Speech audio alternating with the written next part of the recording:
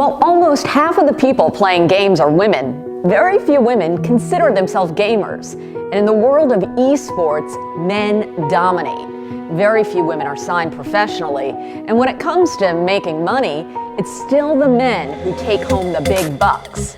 But things are changing. There's a movement underway to advocate for women and help them move up to the highest levels in the industry. We met some of the incredible women who are well on their way, making their mark, and really, history in the process.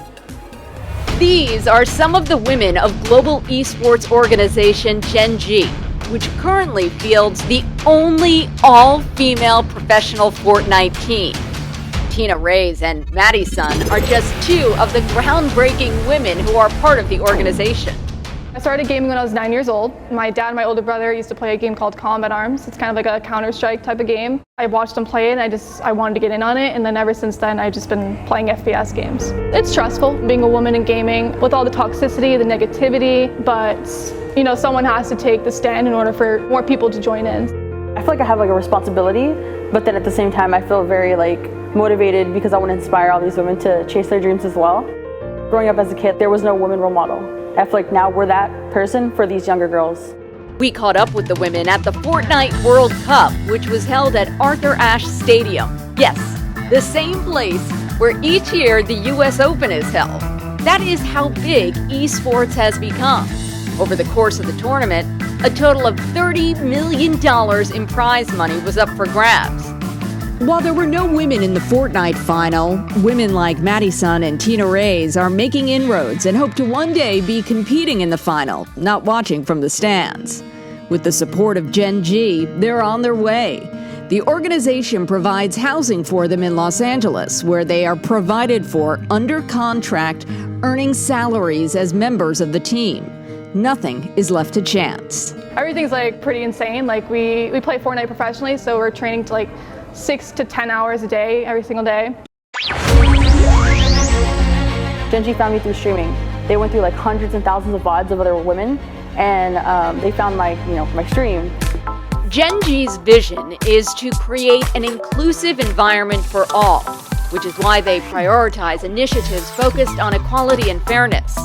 As an organization, they understand that the gaming audience is vastly growing and that esports organizations need to step up and create positive communities for female gamers. We get a lot of online interaction from little girls, and I love it. It empowers me because we're still growing as players, and there's people that look up to us, and we should be making them proud, and that's what my goal is.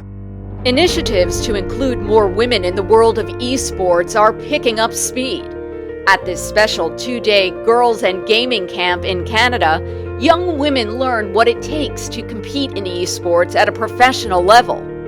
At the Adamus Esports Training Center, the women go through a boot camp like any other athlete, focusing on the body, mind, and spirit in order to elevate their game. In fact, hundreds of colleges now offer sports programs and scholarships for students who excel at gaming. Yes, young women are getting scholarships to college for esports. Even high school clubs and varsity teams are popping up across the country, reflecting the tremendous growth. In addition to developing skills that can help individuals succeed, like strategic thinking, teamwork, collaboration, and goal setting, gamers learn about the massive career opportunities in esports through on-site visits to companies like EA and interactions with professional women. Gaming is so big and so varied. There's all the way from mobile phone games to the peripherals to the teams and the esports. There's so many different jobs in it. There are endless opportunities gaming, and I think it's also very fun and interesting industry.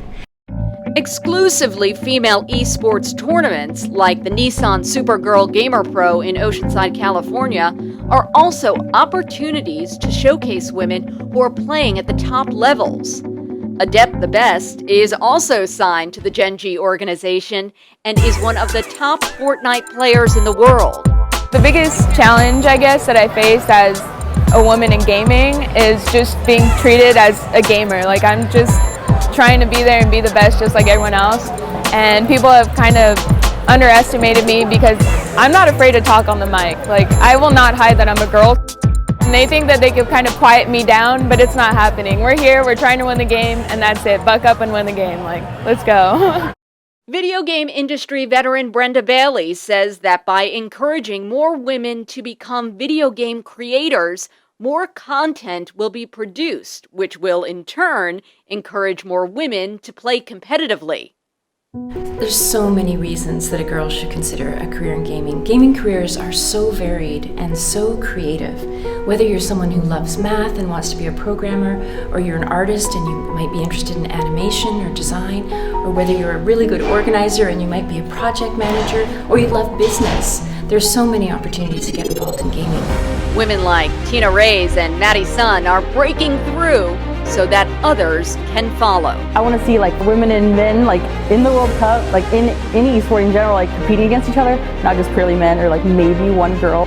Put yourself out there in a good way, play as much tournaments as you can, stream, do YouTube, do anything where your name will get seen, because there could be like the best woman out there and you'll never find her because she doesn't like, you know, post anything, no one really knows of her.